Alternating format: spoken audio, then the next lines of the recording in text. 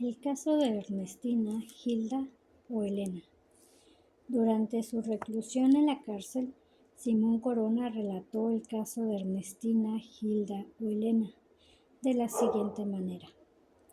La vi venir caminando entre árboles de la Alameda y no lo quise creer.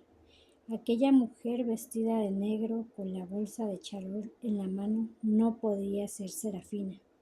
Se parecía a ella y se vestía como ella, pero no podía ser ella. De todas maneras, sentí que me temblaban las rodillas. ¿Será que todavía la quiero?, pensé.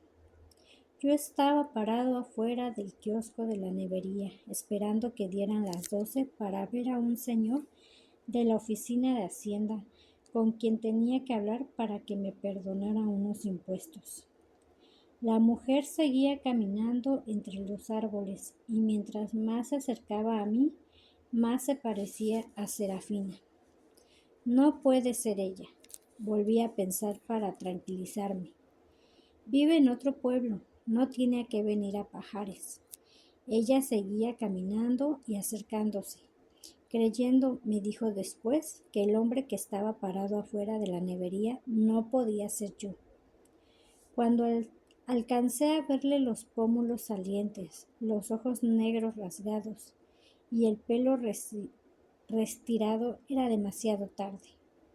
Era Serafina y me tenía acorralado.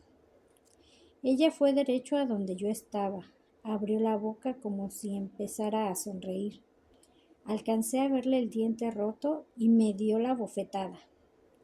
No me moví. Ella dio la vuelta y empezó a alejarse. Yo miré a mi alrededor para ver quién había presenciado mi deshonra, y no encontré más que al nevero que desvió la mirada e hizo como si estuviera muy ocupado poniendo la cuchara en el bote. Si se ríe en ese momento, yo le parto el hocico, pero no se rió. Y a mí no me quedó más remedio que irme caminando en dirección opuesta a la que había tomado Serafina. Me pasó lo mismo que otras veces. Ella me hacía groserías y yo era el que me quedaba arrepentido.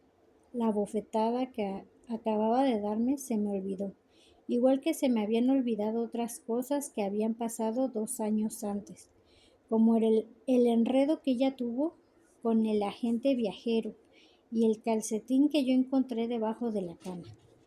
En mi mente no quedó más que una sola idea. Yo no podía vivir sin Serafina. Yo la había abandonado y nada me interesaba en el mundo más que ella me perdonara. Fui caminando por las calles chuecas de aquel pueblo, al rayo del sol, y entre las moscas, porque era junio, diciéndome a mí mismo, todavía te quiere, la prueba es que te dio la bofetada. Me arrepentí de al reconocerla no haberme arrodillado a pedirle perdón por haberla abandonado. Quiero volver, hubiera querido decirle. En vez de eso me había quedado parado, sin decirle nada cuando se acercó, sin seguirla cuando se fue. Creía que la había perdido para siempre y me sentía desesperado. En esos pensamientos estaba ocupado cuando llegué a una esquina. Volteé a ver si venía un coche y la vi venir a ella. Estaba a una cuadra larga de distancia y caminaba despacio, como quien no tiene nada que hacer y anda perdiendo el tiempo. Serafina tenía entonces 38 años, pero al verla de lejos me parecía una muchachita. Se asomó en una dulcería, cruzó la calle, tropezó con uno que iba cargando un bulto y cuando yo estaba por decir que sería mejor seguir mi camino antes de que ella me viera, ella me vio. Otra vez no hice nada. Me quedé allí parado hasta que ella llegó a donde yo estaba. ¿Qué andas haciendo en Pajares?, me preguntó. Le dije la verdad, que había ido a ver a un señor para que me perdonara unos impuestos. Yo también vine a lo mismo, me dijo. Parecía como si encontrarnos en aquella calle extraña en un pueblo extraño a aquellas horas fuera lo más natural del mundo, como si no hubiéramos separado 2 años antes con un pleitazo, como si no nos hubiéramos reunido 20 minutos antes con una bofetada. Así fue siempre nuestra relación. Nunca supe a qué atenerme con ella. Vi en mi reloj que eran más de las 12. Iba a proponerle que fuéramos juntos a ver al señor que iba a perdonarnos los impuestos, cuando ella me dijo: llévame a un hotel. Tenía los labios pintados de un color muy raro, como violeta. Estuvimos en el Hotel del Comercio hasta las 8 de la noche. Salimos de allí con hambre y fuimos a cenar en el restaurante que está en los Portales. Serafina tenía urgencia de regresar a Pedrones y la mujer con la que yo vivía entonces debería estar inquieta esperándome en el Salto de la Tuxpana. Pero al terminar de cenar, en vez de despedirnos e ir cada quien por su lado a cumplir con sus obligaciones, regresamos al Hotel del Comercio y ahí estuvimos hasta el día siguiente. Si al despertar me hubiera ido a mi casa, aquel encuentro con Serafina hubiera sido una de tantas cosas que me han pasado en la vida de las que apenas me acuerdo y no tengo razón para andar contando. Pero no me fui a mi casa. Cuando abrí los ojos me acordé de la mujer con la que yo vivía entonces y la imaginé afligidísima creyendo que yo estaría tirado en la carretera, cubierto de sangre y menos ganas me dieron de verla. Me puse la camisa, asomé a la ventana y vi los laureles de la plaza y los tordos cantando. Después miré a la cama y vi a Serafina dormida y me dieron ganas de despertarla.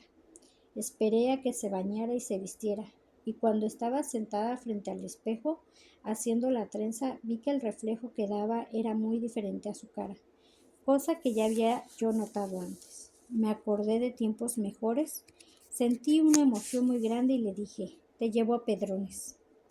Pero ella no iba a Pedrones, la urgencia que tenía de estar ahí había pasado. Iba a San Pedro de las Corrientes, en donde estaba invitada a comer en casa de su hermana Arcángela. Como yo no quería separarme de ella, le dije: pues a San Pedro te llevo.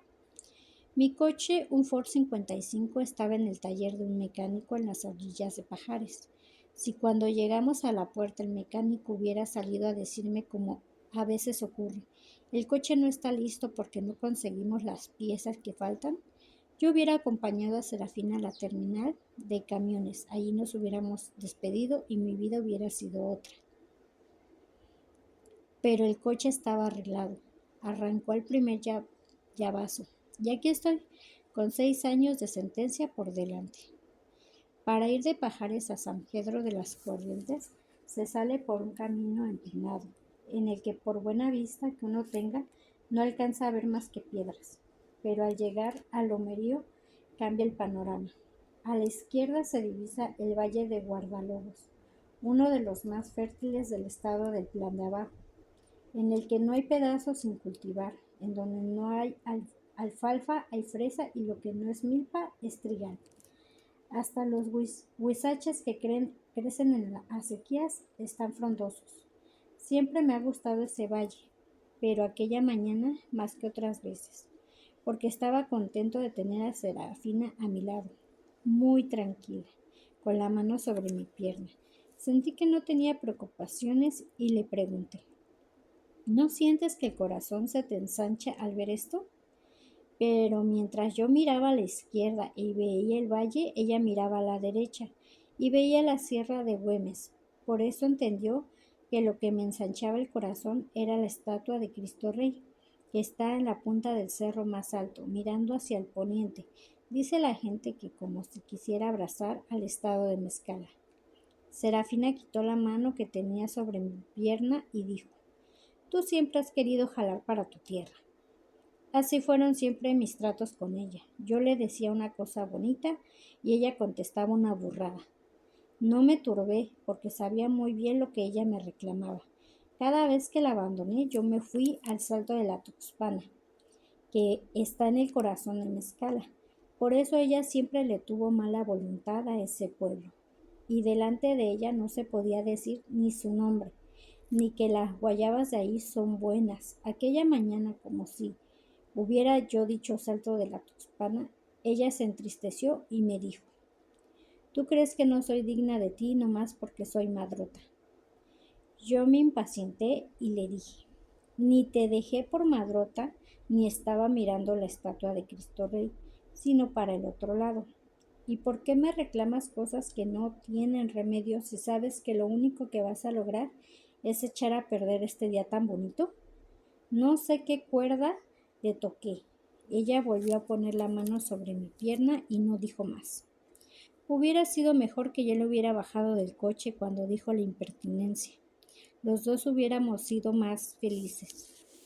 En Huantla compramos aguacates y nos sentamos a comerlos en las piedras que estaban debajo de un huizache. Todo estaba quieto. No se oía más que las torcasas. Desde donde estábamos alcanzamos a ver la tierra negra de la presa y las yuntas arando. Al ver tanta paz se nos olvidaron nuestros pleitos y hasta que habíamos ido a Pajares a arreglar un negocio y no habíamos arreglado nada. Serafina dijo que así fuera siempre la vida, o cosa por el estilo. Antes de regresar al coche, entramos en las ruinas de la fábrica de hilado y tejido por curiosidad, y allí entre los galerones vacíos y los techos caídos, Serafina quiso que yo volviera a poseerla, y volví a poseerla. Después seguimos el viaje y llegamos a San Pedro de las Corrientes a las 2 de la tarde. Serafina me había invitado a comer en la casa de su hermana, pero yo francamente no tenía ganas de enfrentarme con Arcángela. Yo sabía que la simpatía que ella me tuvo nunca fue mucha y me imaginaba que desde que abandoné a su hermana en el año 58 había sido todavía menos. Por esto había decidido que la aventura aquella terminara en la puerta de México Lindo. Me despido de ti en el coche, le dije a Serafina, y que Dios te bendiga. Pero el destino tenía escrita otra historia. Al dar la vuelta en el coche para entrar por la calle de Allende, lo primero que vi parada en la banqueta fue a doña Arcángela. Parecía enlutada. Estaba tapada con un rebozo a pesar del calorón y tenía una muchacha de cada lado. Las tres miraban para donde yo venía como si me hubieran estado esperando. No me quedó más remedio que hacer todo lo que no quería. Detener el coche, apagar el motor y bajarme a saludarla. Cuando me vio abrir la portezuela me echó una miradita con esos ojitos de puerco que tiene, como diciendo, nomás este nos faltaba. Pero duró poco, después abrió los brazos y me dijo con cariño, qué gusto me da verte, Simón. Después me abrazó y hasta me dio un beso. En ese momento debí haber desconfiado, pero no lo hice. A pesar de que me di cuenta de que el gusto que Arcángela tenía de verme agarraba tan de sorpresa a Serafina como a mí. Dije que nomás iba de paso, pero de nada me valió. Eran las 2:30, la comida estaba caliente y la dueña de la casa tenía gusto de volver a verme. Se empeñó en que yo me metiera el coche en la casa, por la puerta chica que está junto a la del cabaret. Así no corres peligro de que te lo maltraten unos chiquillos traviesos. Mientras yo hacía la maniobra, ella se puso a platicar con Serafina de cosas que parecían muy serias. Al bajar del choque, noté que, cosa rara, a esas horas la mayoría de las mujeres estaban en el corredor, recargadas en el barandal, platicando unas con otras o mirándome. Cuando entramos en el comedor, doña Arcángela me agarró del brazo y me dijo, me da gusto que regreses, porque los hombres que ha tenido mi hermana desde que te fuiste han sido una calamidad. Yo quería explicarle que no estaba de regreso, sino que nomás iba de paso, pero ella no me dejó hablar. Hizo que me sentara en una silla, me pusiera enfrente una botella de tequila muy especial. Según ella, les dijo a las dos muchachas que andaban con ella que me trajeran un limón y sal, y después salió del comedor con Serafina. Salieron las Baladro por una puerta, salieron las muchachas por la otra, y cerca de una hora estuve solo en el comedor sentando en aquella silla, frente a la botella de la que de vez en cuando daba un trago, porque nadie fue para traerme un vaso.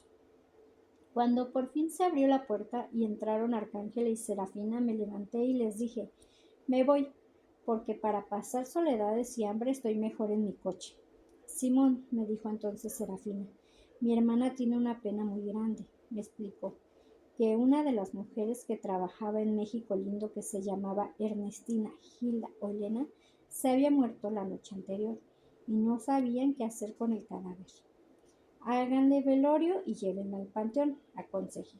Arcángela me dijo que la difunta había fallecido en un hecho de sangre y no podía ser enterrada en un panteón sin la intervención del Ministerio Público. Y eso no lo puedo permitir, acabó diciendo, porque me perjudica. No quedaba entonces más remedio que llevar el cadáver por la carretera de Mezcala y echarlo en donde nadie lo viera. Por allí empezaba la segunda parte del problema. No encontraban al Escalera, que era el único chofer de confianza que conocía en Resbaladro. Por eso estoy tan afligida, dijo Arcángela, secándose las lágrimas que parecía que le brotaban. A lo cual yo contesté: no te preocupes, Arcángela, yo llevo a la muerta en mi coche y la deposito donde tú me indiques. Cuando acabé la frase ya me había arrepentido de decirlo, pero era demasiado tarde. La verdad es que había sido demasiado tarde todo el tiempo para que las cosas hubieran sido de otra manera. Se hubiera necesitado que yo no hubiera ido a Pajares el día anterior a pedir que me perdonaran los impuestos. Apenas 5 minutos antes yo era un hombre que estaba esperando a que le dieran de comer y ahora estaba comprometido a llevar un cadáver a la sierra. Ellas quedaron agradecidísimas cuando oyeron mi ofrecimiento. Serafina me puso la mano en la pierna. Estoy seguro de que se me hubiera entregado allí mismo, pero yo no estaba de humor. Arcángela se enjugó las lágrimas y salió del comedor. En el patio la oí gritar: que le digan a Escalera que ya no lo necesitamos. Después supe que no es que no hubieran encontrado a la Escalera, sino que él quería cobrar 1,000 pesos por el trabajo. Al rato Arcángela regresó con unos billetes doblados y me los entregó. Toma, para ayuda de la gasolina. Eran 500 pesos que yo me puse en la bolsa. Tuve ánimos para poner una condición. A la difunta la llevo a donde ustedes quieran, pero no la toco. Cuando trajeron la sopa yo ya no tenía hambre. Dijo llamarse Simón Corona González, tener 42 años, ser casado, mexicano y estar radicando en el Salto de la Tuxpana, que es panadero, que no sabe leer ni escribir, no más firmar, que es católico, que poco acostumbra a tomar bebidas embriagantes, que no fuma marihuana ni se intoxica con drogas o enervantes. Interrogado sobre si declarará voluntariamente, contestó que sí. Dijo que conocía a Serafina Baladro en 1952, en Pedrones, en una casa que ella tenía en las calles del Molino, que el día en que la conoció se hizo amante de ella y que vivieron juntos 2 años, pasados los cuales la abandonó para regresar al Salto de la Tuxpan, que en el año de 1957, por invitación de la citada Serafina, volvió a reunirse con ella y que vivieron juntos 1 año, pasado el cual la abandonó por segunda vez para regresar al Salto de la Tuxpana. Dijo también lo siguiente: en el año de 1960 encontré accidentalmente a Serafina en la ciudad de Pajares y ella quiso que yo la llevara a casa de su hermana Arcángela en San Pedro.